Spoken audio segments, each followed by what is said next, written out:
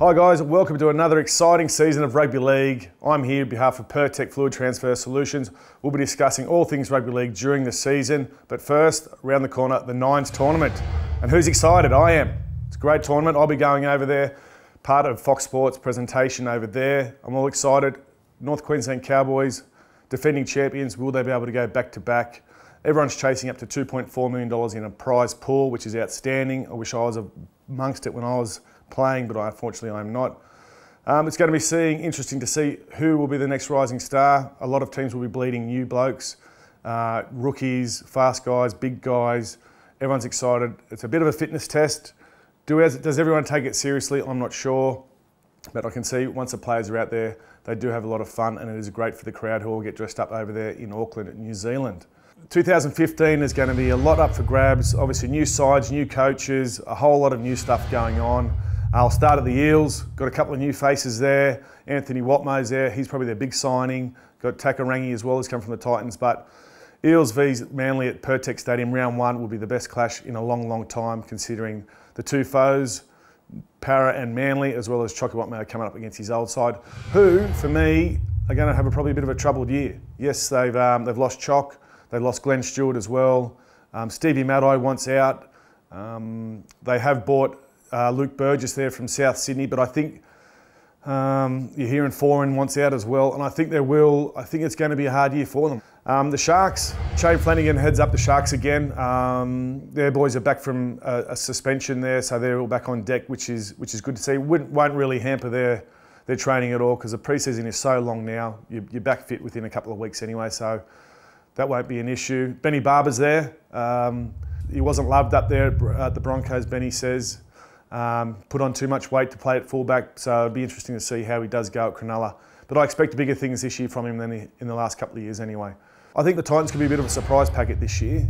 Regarding their injuries, they've had a rough trot with injuries over the last couple of years from some key players, particularly their halves. So it'll be interesting to see how they go. I'm expecting a lot better from them this year. I really am, especially under Neil Henry. Not taking anything away from Cartwright, who was superb as well, but I just think this year could be a bit better year for them if they stay injury-free. Penrith Panthers, can the Penny Panthers do it again this year in regards to having such a brilliant season? They came from nowhere to really upset a lot of teams last year, and I think they'll be better for it. Matty Moylan, outstanding at fullback for them last year. Jamie Soward as well. So I'm very keen to see how they go at the foot of the mountain.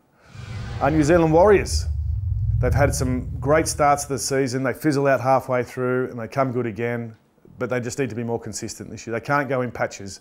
They've got to be starting strong from the start, and they've got to continue that all the way through.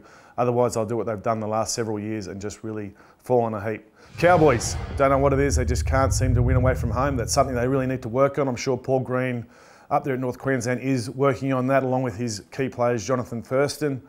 But again, we'll just have to wait and see when the season gets going if they can win away from home. But expect good things from them anyway. Good news at the West Tigers. They've got a new coach there, Jason Taylor. Expect great things from him. I was fortunate enough to be coached by him at Parramatta Eels, and really did like his style. Very thorough, great for these halves, particularly the young halves there at the West Tigers. I think will benefit a lot out of his coaching. The Roosters, no Sonny Bill Williams, but Blake Ferguson in there. Back into the game after an extended period out. Will he make a difference? I think he will. You know, before everything happened with his dramas off the field, he was playing some really exciting football, really exciting player to watch. So look out for him there at the Roosters. And Wayne Bennett's back at Red Hill. He's taken Darius Boyd with him, who unfortunately, for the Broncos fans, suffered an Achilles tear during pre-season training, so he'll be back later in the year for the Broncos. A player to watch, I think, who I'm really keen on, Joe Offengawi, the nephew of Willie Offengawi, the great Wallaby. He's up there at the Broncos, won at the NYC, the under-20s player of the year for the Broncos. Expect big things from him, big front rower, carries the ball hard, a lot of metres in him. So hopefully Wayne will debut him this year sometime. We'll wait and see. But for the Broncos season, I'm expecting bigger and better things from them, purely just because Wayne Bennett's there, and Hunt and the halves there had a great season last year. Expect him to continue that as well. Okay, well that wraps it up. We've covered a few sides, their teams, how I think they're going to fare, but looking forward to the first round of 2015, in particular the Parramatta Eels versus the Seagulls at Pirtek Stadium. Can't wait, there should be a cracker. Chock Watmo versus his old team. We'll see how they go. But until next time, I'll see you then.